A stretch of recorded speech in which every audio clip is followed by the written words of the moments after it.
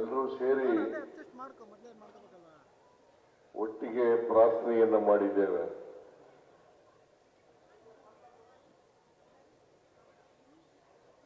ನಾವು ಪ್ರಾರ್ಥನೆ ಮಾಡ್ತಕ್ಕಂಥದ್ದು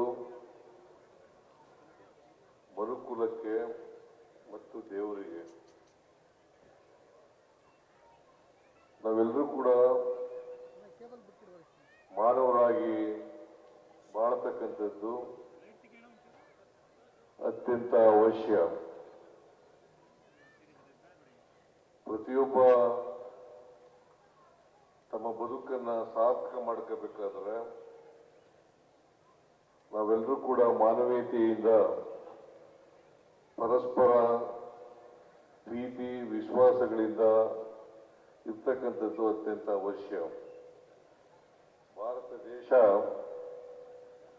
ಅನೇಕ ಜಾತಿ ಧರ್ಮಗಳಿಂದ ಕೂಡಿರ್ತಕ್ಕಂಥ ದೇಶ, ಸಂಸ್ಕೃತಿಗಳಿಂದ ಕೂಡಿರ್ತಕ್ಕಂಥ ದೇಶ.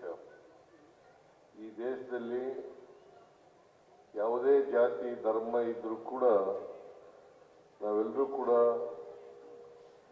ಏಕತೆಯಿಂದ ಬಾಳ್ತಕ್ಕಂಥ, ಒಟ್ಟಾಗಿ ಬಾಳ್ತಕ್ಕಂಥ ಕೆಲಸವನ್ನ ಮಾಡಬೇಕು. ಯಾವುದೇ ಧರ್ಮ ದ್ವೇಷವನ್ನ ಬೋಧನೆ ಮಾಡಲ್ಲ.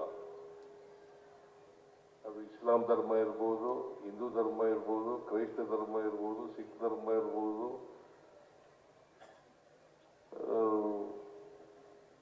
ಈ ಧರ್ಮಗಳೆಲ್ಲವೂ ಕೂಡ ಪ್ರೀತಿಯನ್ನ ಬೋಧಿಸ್ತವೆ ಹೊರತು ದ್ವೇಷವನ್ನ ಬೋಧಿಸೋದಿಲ್ಲ.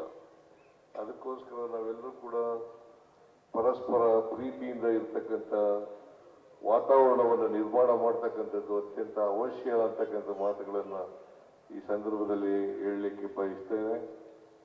ಎಲ್ಲ ಮುಸಲ್ಮಾನ್ ಬಾಂಧವರಿಗೆ, ದೇಶದ ಎಲ್ಲ ಮುಸಲ್ಮಾನ್ ಬಾಂಧವರಿಗೆ